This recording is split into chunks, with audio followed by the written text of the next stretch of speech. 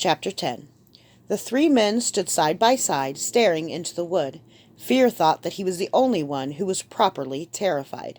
Kyler had distracted the hunter by throwing Kurach into the wood, but there was nothing to stop it from coming back. Kyler calmly folded his legs and sat on the forest floor. The black skin retreated into the young man, leaving him in his underclothes. He studied the stump where his metallic right hand had been, barely noticing as the wood's autumnal glow deepened to a bloody red and then began to lighten to green. Lantana Garwashi, now soulless, stared with disbelief, but he wasn't seeing anything except the disappearance of Ser Celestes.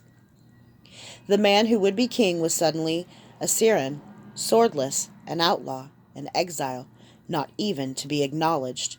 The cruel rain of implications was beating his future to dust.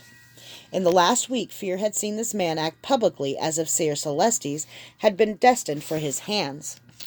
But in private moments, Fear had seen glimpses of the young hedge Cesare with an iron sword, who knew that whatever excellence he attained, he would never be accepted among those born to greater blades. It was an enormous turnaround for a man who'd reconciled himself to hard realities, and now he was staring a new, much harder reality in the face. Fear wondered how long it would be before Garwashi decided to kill himself. Lantana Garwashi wasn't a man who would easily give up his life. He believed in himself too much, but this disgrace would surely overwhelm that. The thought left Fear oddly hollow. Why should he mourn Lantana Garwashi's death? It would mean Sonaria would escape another brutal occupation, and Fear would be released from his service to a hard and difficult man. But Fear didn't want Garwashi to die. He respected him. Magic flashed so intensely Fear's vision went white. It lasted only a fraction of a second. Kyler gasped. Blinking away tears, Fear looked at him. Kyler appeared unchanged, still half naked, still staring toward the wood. He stood slowly and stretched his arms. Much better, Kyler said, grinning. He had both arms. He was whole. Kyler shook himself, and his skin was coated in black again. He didn't cover his face with the grim mask of judgment this time. He carried a slim black sword in his hand.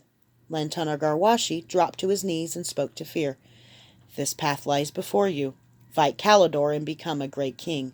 This you told me, and I heard only my heart's desire, that I would show these effete nobles in Anu what their mocking was good for, that I would be Cirrus' king. I did not fight Calidor, and now my Cirrus is lost. Thus has Lantana Garwashi reaped death for faithlessness. He turned. Night Angel, will you be my second? A brief look of confusion passed over Kyler.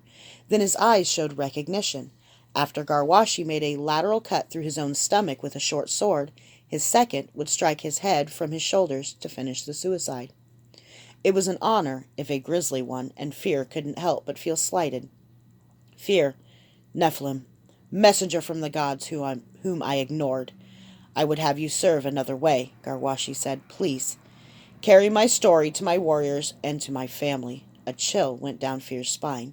Not only would every Cesare in the world know that Lantana Garwashi had died here, but they would know Ser Celestes had been thrown into the wood. No matter how Fear told the story, it would be retold until it fit Siren beliefs. The best swordsman, the best sword, and the deadliest place would be tied together forever in Siren myth. Every new 16-year-old Cesare who thought he was invincible, in other words, most of them, would head for the Dark Hunter's Wood, determined to recover Ser Celestes and be Lantana Garwashi reborn. It would mean the death of generations. Kyler's face changed. It started as black tears pouring from his eyes. Then his eyes themselves were covered in black oil. Then in a whoosh, the mask of judgment was back, black eyes leaking incandescent blue flames. Studying Lantana Garwashi, he cocked his head to the side. Fear felt a chill at the sight of that visage. Any shred of childhood that had been left in the young man Fear had met 6 months ago was gone. Fear didn't know what had replaced it. No, the Night Angel pronounced. There is no taint in you that demands death. Another Cirrus will come to you, Lantana Garwashi. In 5 years I will meet you at dawn on Midsummer's Day in the High Hall of Anu. We shall show the world a duel such as it has never seen. This I swear. The Night Angel slapped the thin blade to his back, where it dissolved into his skin. He bowed to Garwashi and then to Fear, and then he disappeared. You don't understand, Garwashi said, still on his knees, but the Night Angel was gone. Garwashi turned wretched eyes to Fear. Will you be my second? No, Fear said. Very well, faithless servant. I don't need you.